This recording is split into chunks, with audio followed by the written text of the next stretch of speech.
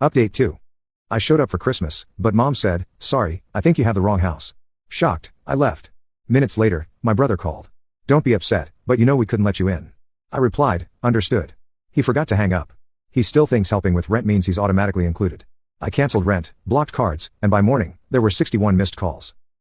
But I still didn't see it clearly until I heard his voice that night. He still thinks helping with rent means he's automatically included. I sat in my tiny apartment, the blinking lights of my barely decorated Christmas tree mocking me. My phone kept buzzing with their messages. "Mom, Jacob, please pick up. It's Christmas." "Adam, dude, stop being dramatic. Let's talk." "Dad, you know your mother is upset. Call her." But the words never changed. No apologies, no acknowledgement, just commands, like always. I leaned back, staring at the ceiling. How many years?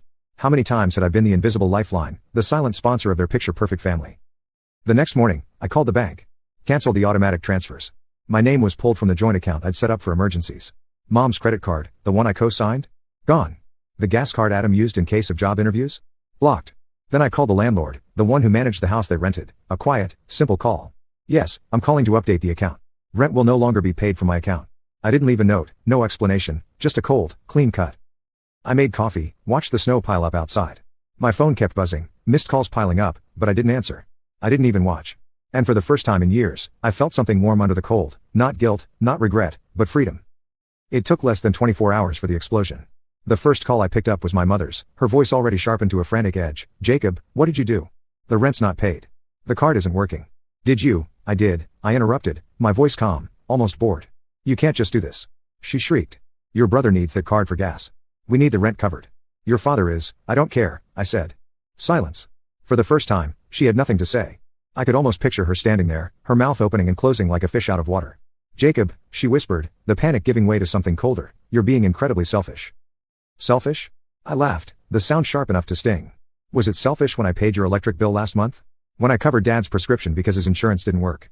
Was it selfish when I paid for Adam's entire graduation trip? "That was a gift," she snapped, the warmth gone, replaced with the ice of accusation. "A gift is something you give freely, not something you demand. You know how hard it is for your brother. Not everyone's as comfortable as you are." "Comfortable?" I laughed again, this time louder. "Is that what you call it? Working 60-hour weeks while he plays video games? Watching you shower him with praise for his potential while I'm nothing more than a walking ATM?" "You need to calm down," she snapped, the words clipped and sharp. "Family is about sacrifice." "Then sacrifice something," I shouted, and the words were out before I could stop them. "Sacrifice that new SUV you got, Dad. Sacrifice the vacations you keep posting about. Sacrifice Adam's struggle and tell him to get a job." There was a hiss on the other end, a sharp intake of breath. "I don't recognize you anymore, Jacob. You're being cruel." "No, Mom. I'm being clear."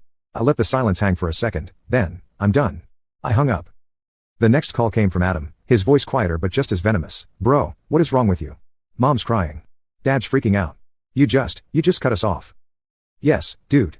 You can't just do that. We're family." "No. We're not. Not anymore." "Are you serious right now?" His voice froze, the fake shock barely masking the fury. "All this because of some money? You've lost it." "Because of money?" I hissed.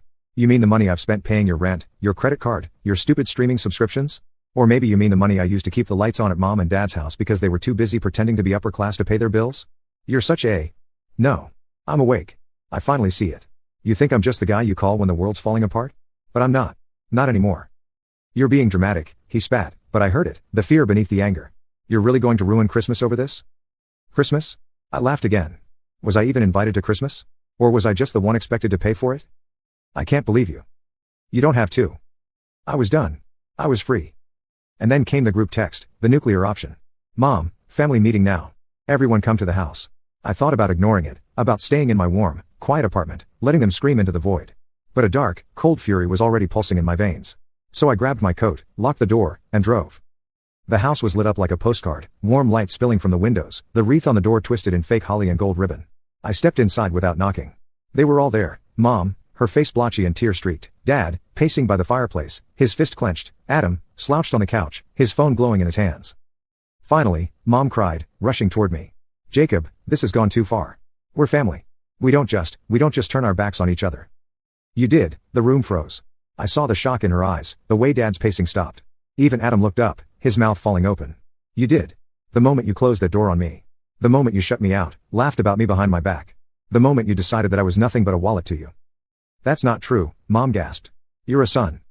"Am I?" I stepped forward, feeling the heat in my chest burning through the cold. Because I was here when you needed rent, when you needed the roof fixed, when Dad needed his car repaired. But Christmas? I was nothing. Not even a knock on the door. Just shut out. Jacob, you don't understand, Dad began, his voice low, almost pleading. Then explain it to me. He glanced at Mom, then at Adam. No one spoke. Exactly. I turned to leave. Wait. Mom's voice was sharp, desperate. You can't just leave. We're family. Family means sacrifice, I cut in. Then start sacrificing. Because I'm done. Adam jumped up, his face red. Oh, so what? You're going to take your money and run? Go cry in your fancy apartment while we suffer? Suffer? I laughed in his face.